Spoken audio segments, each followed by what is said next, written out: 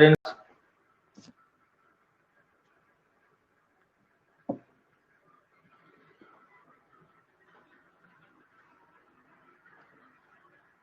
Krishna, Radhika, Divya,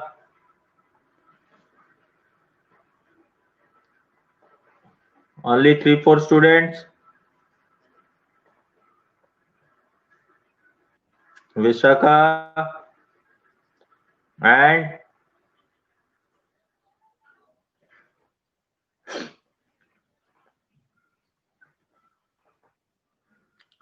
last class French revolution वाला जो part था वो हम कंप्लीट कर चुके थे and today we have to do the socialism in Europe and the Russian revolution वाला पार्ट आज हमको स्टार्ट करना है।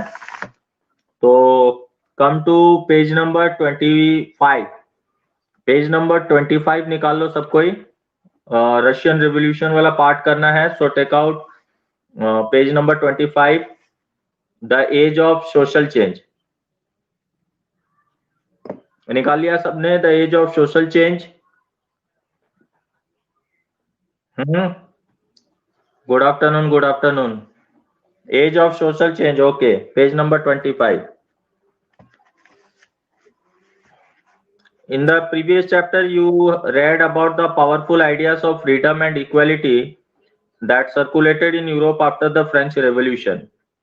The French Revolution opened up the possibility of creating a dramatic change in the way in which society was structured.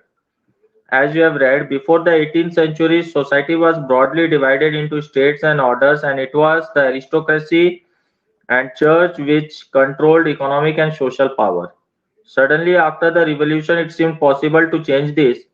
In many parts of the world, including Europe and Asia, new ideas about individual rights and who controlled social power began to be discussed. In India, Raja Ram Mohan Roy and Derrida talked of the significance of the French Revolution and many other debates the ideas of post-revolutionary Europe. The developments in the colonies in turn reshaped these ideas of societal change.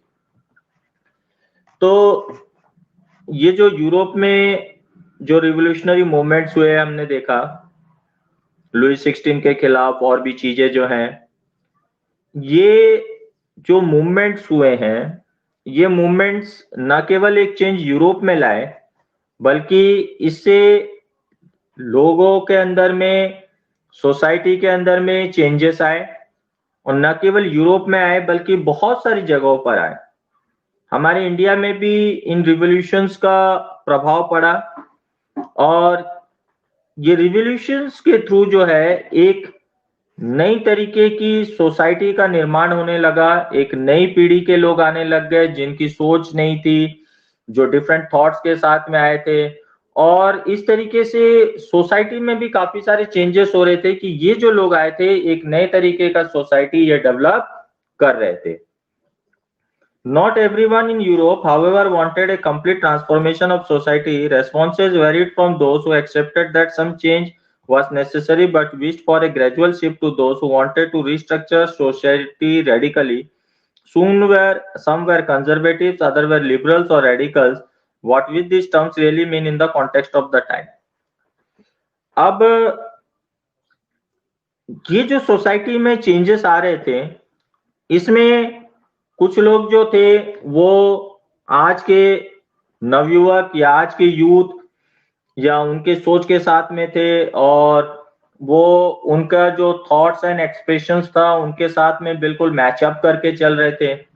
कुछ लोग थे जो पुरानी रीति रिवाज या रूढ़िवादी लोग कह सकते हैं उस तरीके के थे जो सोसाइटी में नयापन या नया चेंजेस नहीं चाहते थे। तो इस तरीके से जो है सोसाइटी जो है वो डिफरेंट क्लास में बटी हुई थी। एक जो नई सोच रखते थे, एक जो पुरानी सोच के साथ में चलने चाहते थे, एक जो दोनों का मिला जुला मिश्रण चाहते थे। तो इस तरीके के सोसाइटी जो थी वो जो वेरियस सेक्शंस में बट गई थी जिनके सबके अलग अलग जो है वो सोच थी। अब हमको जानना यहाँ पर यह है कि कौन लोग तो थे जो लिबरल्स थे, कौन लोग तो थे जो रेडिकल्स थे और वो कौन से लोग थे जो कंजर्वेटिव्स में आते थे। One of the groups which looked to change society were the liberals. Liberals wanted a nation which tolerated all religions. We should remember that at this time European states usually discriminated in favor of one religion or another. Britain favored the Church of England, Australians favored the Catholic Church. Liberals also opposed the uncontrolled power of dynastic rules. They wanted to safeguard the right of individuals against governments. They argued for a representative elected parliamentary government subject to laws interpreted by a well-trained judiciary that was independent of rulers and officials. They did not believe in universal adult franchise, that is right of every citizen to vote. They felt men of property should have the vote. They also did not want the vote for women. अब ये liberals लोग कौन थे? ये liberals लोग वो लोग थे जो सोसाइटी के अंदर में हर एक रिलीजियंस के लिए इक्वल राइट्स की डिमांड कर रहे थे। तो लिबरल्स लोग वो लोग थे जो सोसाइटी के अंदर में हर एक रिलीजियन, हर एक कास्ट के लिए जो है इक्वल राइट्स जो है वो मांग रहे थे। लेकिन इसमें भी थोड़ा सा इश्यू था। ये जो लिबरल्स लोग थे वो क्यों मांग रहे थे कि कहीं पर जो है जैसे ब्रिटेन एरिया में जो है वहां पर जो है ऑस्ट्रेलिया, स्पेन वगैरह में कैथोलिक्स को कहीं पर प्रायोरिटी दी जाती थी, किसी जगह में रोमन कम्युनिटी को प्रायोरिटी दी जाती थी। ये चाहते थे एवरी रिलीजियन, एवरी कम्युनिटीज को समान हक, समान अधिकार दिया जाए। लेकिन ये लोग में एक डिफरेंस भी था। ये लोग पार्लियामेंट्री सिस्टम ऑफ गवर्नमेंट भी चाहते थे, यानी पीपल्स गवर्नमेंट भी चाहते थे, ये पार्लियामेंट्री सिस्टम भी चाहते थे ये लोग।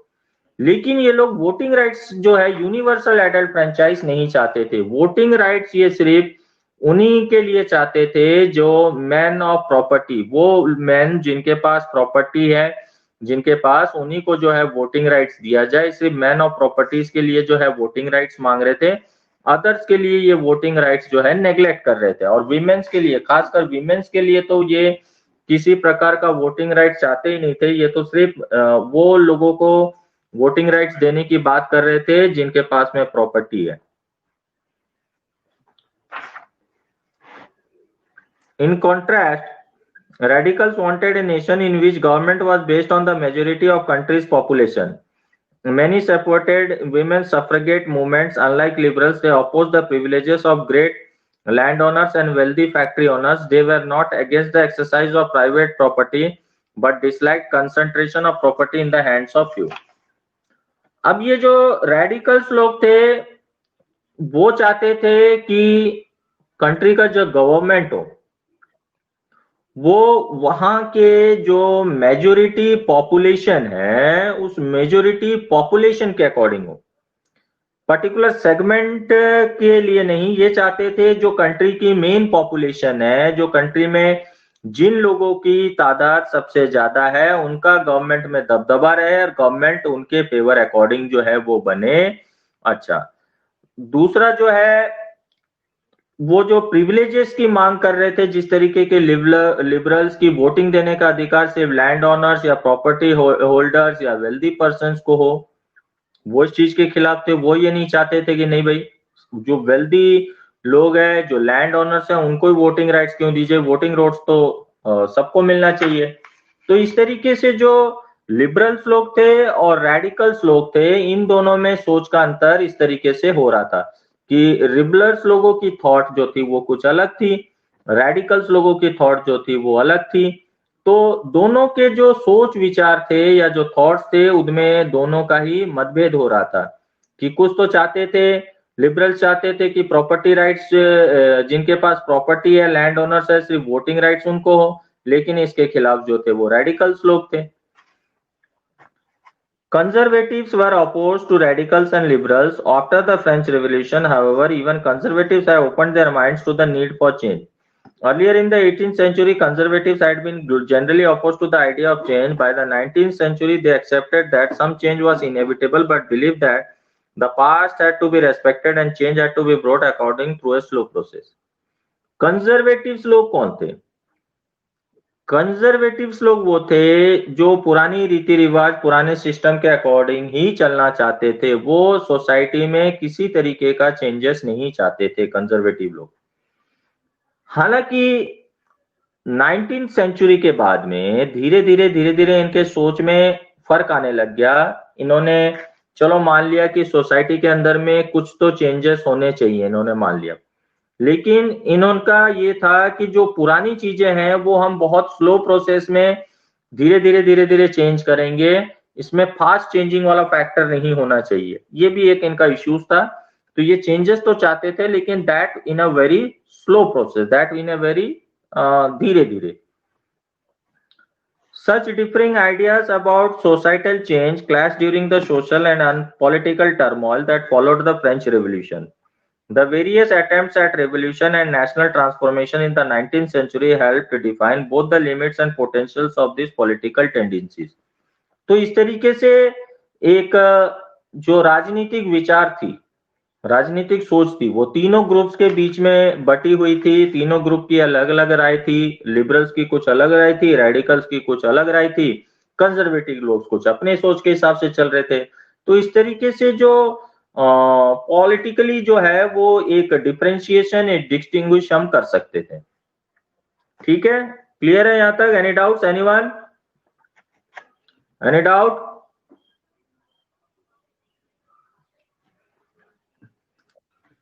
Okay,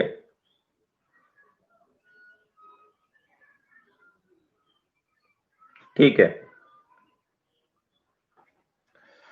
Industrial society and social change. These political trends were signs of a new time. It was a time of profound social and economic changes. It was a time when new cities came up and new industrialized regions developed, railways expanded, and industrial revolution occurred. अब धीरे धीरे industrial change हो रही थी, औद्योगिकरण हो रहा था देश का। इंडस्ट्रियली सब कंट्रीज जो है अपने आप को ग्रो कर रहे थे, अपने आप को डेवलप करने की कोशिश कर रहे थे। तो इस तरीके से हर कंट्री में जो है वो इंडस्ट्रियल डेवलपमेंट जो है वो हो रहा था। और इंडस्ट्रियल डेवलपमेंट हो रहा था इस तरीके से हर कंट्री में। और रेलवेज डेवलप हो रहे थे, स्ट्रक्चरिंग ऑफ इंडस्ट्रीज हो रहा था, रेलवेज डेवलप हो रहे थे। तो इस तरीके से हर कंट्री में इंडस्ट्रियल रिवोल्यूशन चल रहा था। इंडस्ट्रियली हर कंट्री जो है अपने आप को डेवलप कर रहा था। Industrialisation brought man, women and children to factories. Work hours were often long and wages were poor. धीरे धीरे लोग ग्रामीण सेक्टर से जो है अर्बन सेक्टर में काम के लिए आ रहे थे। वर्क आवर्स जो था वो धीरे धीरे लंबा होता चला गया। एंड वेजेस वर पुअर, कि इन इंडस्ट्रीज में लोगों को काम तो कराया जा रहा था लेकिन काम करने के जो घंटे थे वो बढ़ गए थे। वर्किंग आवर्स लॉन्ग हो गया था। जो तुम्हारा वेजेस जो दिए जा रहे थे वो भी बहुत कम दिए जा रहे थे। तो इस तरीके के जो है वो इश्यूज थे।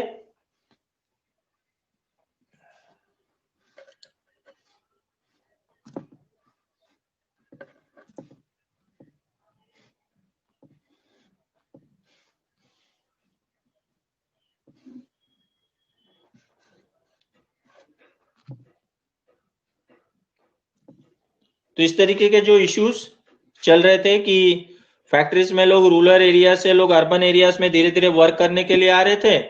और अर्बन एरियाज में वर्क भी जो है ज्यादा कराया जा रहा था फैक्ट्रीज में। उस तरीके से लॉन्ग आवर्स वर्क कराया जा रहा था, प्रॉपर वेजेस भी नहीं दिए जा रहे थे। इस तरीके से जो है वर्कर ग्रुप्स का धीरे धीरे शोषण होने लग गया। Industrialisation brought man, women and children to factories. Work hours were often long and wages were poor. Unemployment was common, particularly during times of low demand for industrial goods. जिस समय industrial goods की demand कम हो जाती थी उस समय industrial production भी कम हो जाता था। इंडस्ट्रियल प्रोडक्शन जब कम हो जाता था तो लेबर रिक्वायरमेंट जो है फैक्ट्रीज में वो कम हो जाती थी। इस तरीके से जो है लो प्रोडक्शंस के टाइम में जो है अनएम्प्लॉयमेंट वाली सिचुएशंस क्रिएट हो जाती थी। Liberals and radicals search for solutions to these issues. Almost all industries were the property of individuals. Liberals and radicals themselves were often property owners and employers. Having made their wealth through trade or industrial ventures, they felt that such efforts should be encouraged, that its benefits would be achieved if the workforce in the economy was healthy and citizens were educated. अब ज्यादातर जो industries थी वो liberals और radicals लोगों की थी जो प्रॉपर्टी ओनर्स थे. अब ये इसी इंडस्ट्रियलाइजेशन से या इसी इंडस्ट्रीज के थ्रू में अर्न कर रहे थे, इनका ग्रोथ जो है इसी से हो रहा था. तो धीरे धीरे इनके दिमाग में ये बात आई कि हमको कुछ ऐसा करना चाहिए जिससे जो है लोगों को एजुकेशन मिले ताकि ये बेटर वर्क कर सके और कुछ इनके भले के लिए भी वर्क हमको करना चाहिए.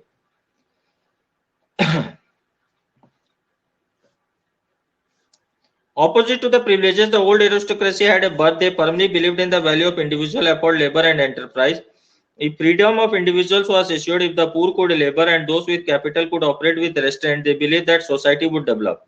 Many working and women who wanted changes in the world rallied around the liberal and radical groups and parties and in the early 19th century. तो इस तरीके से ये जो लिबरल्स और रेडिकल्स के लोगों की जो सोच थी कि भाई हम कुछ जो बेनिफिशियल वर्क्स है वो हमारे जो इंडस्ट्रियल वर्कफोर्स है उसके लिए करेंगे. इन लोगों का जब स्टैंडर्ड अच्छा होगा, ये लोग एडुकेटेड होंगे तो बेटर वर्क अपॉर्चुनिटीज मिलेंगे, ये लोग और बेटर एबिलिटीज के साथ में वर्क कर सकेंगे. तो इस तरीके के बहुत सारे इश्यूज थे और इनकी जो ये सोच थी, इस सोच को लोगों का सपोर्ट भी मिल रहा था कि ज्यादा से ज्यादा लोग जो थे इन लिबरल्स और रेडिकल्स के जो ग्रुप्स थे, जो पार्टीज थे, उनके साथ जुड़ रहे थे वो और उनके सोच विचारों के साथ में वो तालमेल आ रहे थे, उनके साथ में मेल जो है तालमेल जो है मिला रहे थे वो और उनको स्ट्रांगली सपोर्ट कर रहे थे.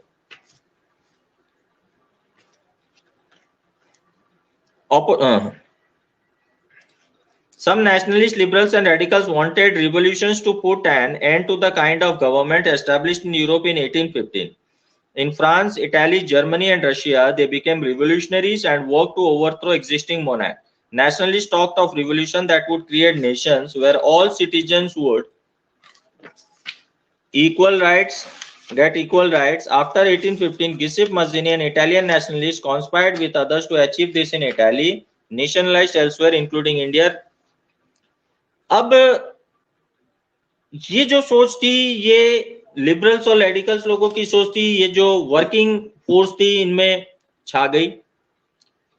कई जगह पर जहां पर मोनार्कियल गवर्नमेंट्स थी वहां पर लोग जो मोनार्कियल गवर्नमेंट्स के पॉलिसीज के खिलाफ जा रहे थे, लोग जो है इक्वल राइट, सबके लिए समान अधिकार की डिमांड कर रहे थे, एक टाइम फिक्सेशन आवर्स मांग कर रहे थे वर्क का, वेजेस प्रॉपर वेजेस की मांग कर रहे थे. तो इस तरीके के डिमांड्स जो है वो उठती चली गई और खासकर इटली के अंदर में एक यंग लीडर था, रिवोल्यूशनरी लीडर जिसका नाम था गुसेप मज्जिनी. वो इनका मसीहा एक पावरफुल लीडर बन के उभरा जो ये चाहता था कि इटली के अंदर में जो है यूनिफिकेशन हो, इटली के अंदर में सबको इक्वल राइट्स दिया जाए, इस तरीके से जो इटली के पूर सेक्शंस ऑफ द पीपल है उनका डेवलपमेंट हो सके. और ना केवल इटली बल्कि ये सोच धीरे धीरे जो है वो हमारे इंडिया के अंदर में भी आ रही थी. Now the next topic, the coming of socialism to Europe. कि सोशलिज्म फैक्टर यूरोप में किस तरीके से आया. One of the most far-reaching visions of how society should be structured was socialism.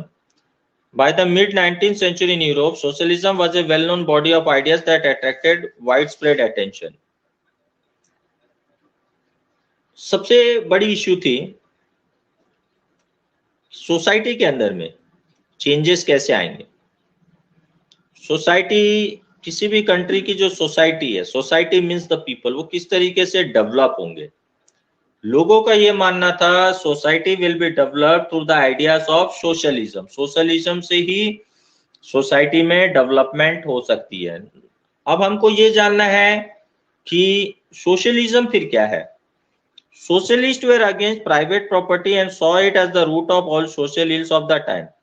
Why individuals owned the property that gave the employment, but if the propertied were concerned only with personal gain and not with the welfare of those who made the property productive. So if society as a whole, rather than single individuals, collected control property, more attention would be paid to collective social interest. Socialists wanted this change and campaigned for it.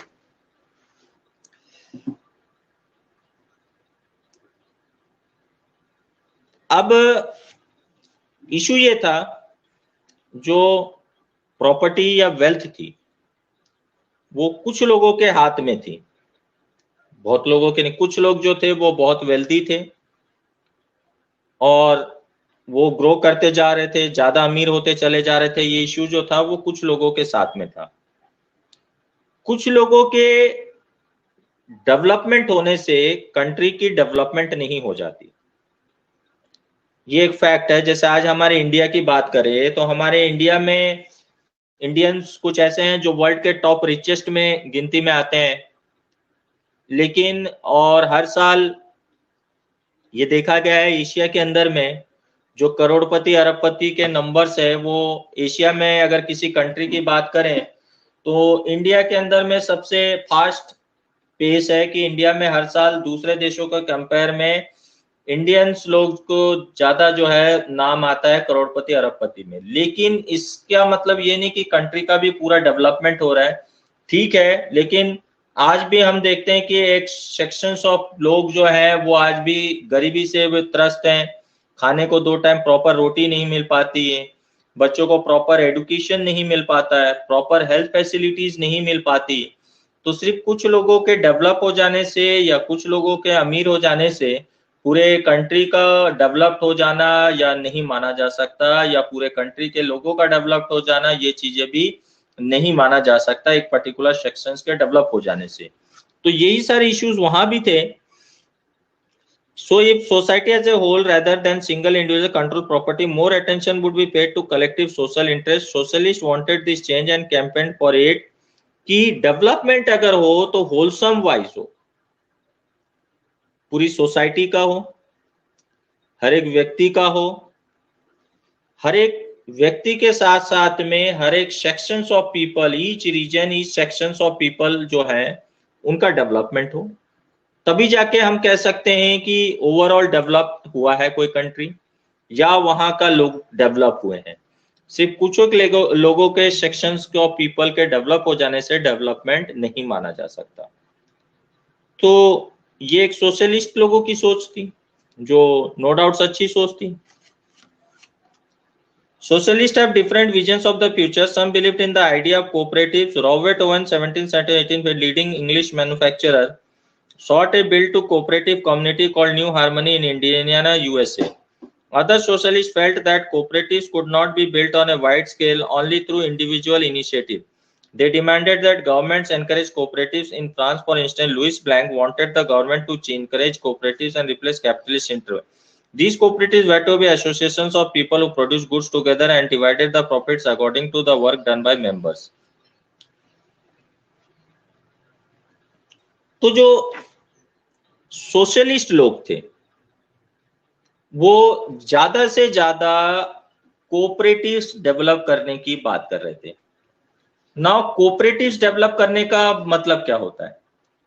Cooperatives develop करने का मतलब यह होता है कि जैसे कुछ लोग मिलकर ग्रुप में काम कर रहे हैं, कोई प्रोडक्शन कर रहे हैं और उसका जो भी प्रॉफिट होता है वो उन लोगों के बीच में ही शेयर हो जाए। जैसे 10 लोग मिलकर कोई चीज बना रहे हैं तो उनको एनकरेज किया जाए और वो चीज बेच के या वो प्रोडक्ट बेच के जो प्रॉफिट हो रही है वो 10 लोगों के बीच में शेयर हो। तो इस तरीके से जो अलग अलग वर्ग के लोग हैं या अलग अलग ग्रुप के लोग हैं जो अलग अलग वर्क कर रहे हैं उनको एक तरीके से एनकरेजमेंट मिलेगा और उनके वर्क का प्रॉफिट जब उनको खुद को मिलेगा या एक अच्छा प्रॉफिट मिलेगा या एक अच्छा आउटपुट मिलेगा तो वो ज्यादा से ज्यादा वर्क, ज्यादा से ज्यादा प्रोडक्शन बढ़ाने के लिए ध्यान देंगे। तो इस तरीके से ये जो कोऑपरेटिव सिस्टम होगा ये एक तरीके से लोगों के लिए एक बेनिफिशियरी सिस्टम होगा। तो कुछ लोग तो चाहते थे कि जो कोऑपरेटिव्स हैं इनको डेवलप किया जाए, कुछ लोग चाहते थे नहीं जो बड़े बड़े इंडस्ट्रीज हैं उनको कंसंट्रेट किया जाए, उनको डेवलप किया जाए। Karl Marx and Friedrich Engels added other ideas to this body of argument. Marx argued that industrial society was capitalist. Capitalists owned the capital invested in factories and the profit of capitalists, and was produced by workers. The conditions of workers could not be improved as long as this profit was accumulated by the private capitalist. Karl Marx ये कह रहे थे, इनकी सोच ये थी, जो capitalist हो गए यानी इंडस्ट्रियलिस्ट लोग हैं, ये लोग जो है सारा बेनिफिट उठा रहे हैं. वर्कर्स सिर्फ फैक्ट्री में काम करता रह रहा है, वर्कर सिर्फ एक प्रोडक्शन में लगा रह रहा है, लेकिन उसका मैक्सिमम बेनिफिट उसको तो नहीं मिल, मैक्सिमम क्या उसका कोई बेनिफिट ही उसको नहीं मिल पा रहा. वो लोग सिर्फ प्रोडक्शन एक्टिविटीज में जुड़े हुए हैं और अपना जो थोड़ा बहुत वेज बनता है उनका, वो वेज उनको किसी तरह मिल रहा है. जो पूरा मुनाफा है वो कैपिटलिस्ट लोग ले जा रहे हैं और खुद का प्रॉफिट बनाते चले जा रहे हैं, अपनी इंडस्ट्रीज को ग्रो कर रहे हैं.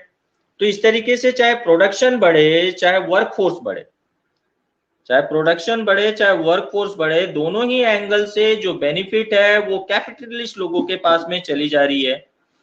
अगर लेबर या वर्कफोर्स ज्यादा से ज्यादा वर्क भी कर रहा है या एफिशिएंसी भी दे रहा है तो उसका बेनिफिट उसको नहीं मिल पा रहा है. तो इस तरीके से जो working sections of the people हैं, जो working sections of the people हैं, उनको इस प्रोडक्टिविटी का बेनिफिट नहीं मिल पा रहा है. तो इसीलिए ऐसे लोग जो थे वो कोऑपरेटिव्स को एनकरेज करने के लिए बात कर रहे थे, ना कि कैपिटलिस्ट ग्रोथ के लिए. Workers had to overthrow capitalism and rule of private property. तो इनका मानना था ये जो वर्कर्स हैं इनको ही हटाना पड़ेगा, इन कैपिटलिस्ट को, ताकि इनका डेवलपमेंट हो सके. जब तक ये इनके नीचे गुलामों के काम करेंगे तब तक ये अपना डेवलपमेंट कभी भी नहीं कर पाएंगे. Marx believed that to free themselves from capitalist exploitation, workers had to construct a radically socialist society where all property was socially controlled. This would be a communist society. He was convinced that workers would triumph in their conflict with capitalists. A communist society was natural society of the future. तो इस तरीके से इनका मानना था कि एक communist society का मतलब वर्कर सोसाइटी डेवलप करनी चाहिए, एक ऐसी गवर्नमेंट डेवलप करनी चाहिए जो वर्कर्स के बेनिफिट्स के लिए काम करे, उनके हक के लिए काम करे. इस तरीके से एक सोसाइटी का डेवलपमेंट हो सकता है. Clear up to here? सबको क्लियर है यहां तक? कोई doubt? Anyone has any doubt? किसी को कुछ पूछना है? नहीं? ओके. अब ये एक लास्ट टॉपिक कर लेते हैं, support for socialism, page number 29. By the 1870s, socialist ideas spread through Europe. To coordinate their efforts, socialists formed an international body, namely Second International. धीरे धीरे ये जो आइडिया ऑफ सोशलिज्म है, ये एक व्यक्ति से दूसरे व्यक्ति, दूसरे व्यक्ति से तीसरे व्यक्ति, इस तरीके से पूरे यूरोपियन सोसाइटी में ये सोच लोगों के अंदर में फैलने लग गई. Workers in England and Germany began forming associations. अब ये लोग जो है अपनी पार्टीज, अपनी एसोसिएशन, अपनी संगठन बनाने लग गए for better living conditions and working conditions, ताकि उनको बेटर लिविंग कंडीशंस और वर्किंग कंडीशंस मिले. They set up funds to help members in times of distress and demanded a reduction of working hours and right to vote. उन्होंने अपने खुद के सहयोग से एक फंड बनाया जिससे जरूरतमंद लोगों की, उनके बीच के जरूरतमंद लोगों की मदद की जा सके. वर्किंग आवर्स को फैक्ट्रीज में कम करने की डिमांड कर रहे थे, वोटिंग राइट्स मांग रहे थे.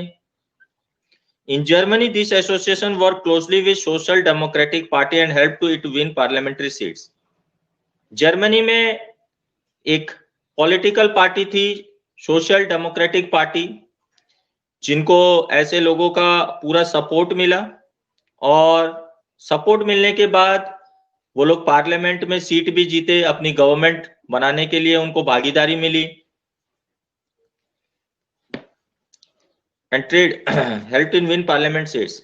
By 1905, socialist and trade unionists formed a Labour Party in Britain and a Socialist Party in France. 1905 में यही सोशलिस्ट और ट्रेड यूनियंस ने एक लेबर पार्टी बनाने में सक्षम हुए, सक्सेसफुल हुए, एक ब्रिटेन में और एक सोशलिस्ट पार्टी इन्होंने बनाई फ्रांस में। However, till 1914, socialists never succeeded in forming a government in Europe.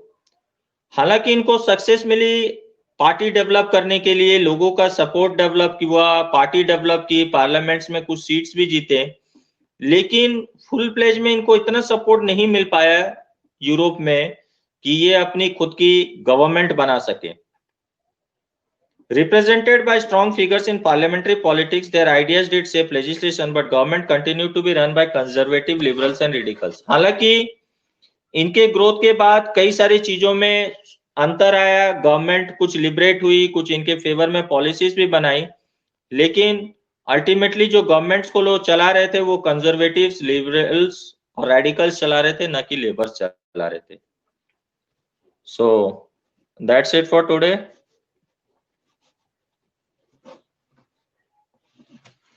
आगे का हम नेक्स्ट क्लास में कंटिन्यू करेंगे। क्लियर है यहाँ तक? कोई issue? Any doubts? No doubts? Okay, bye.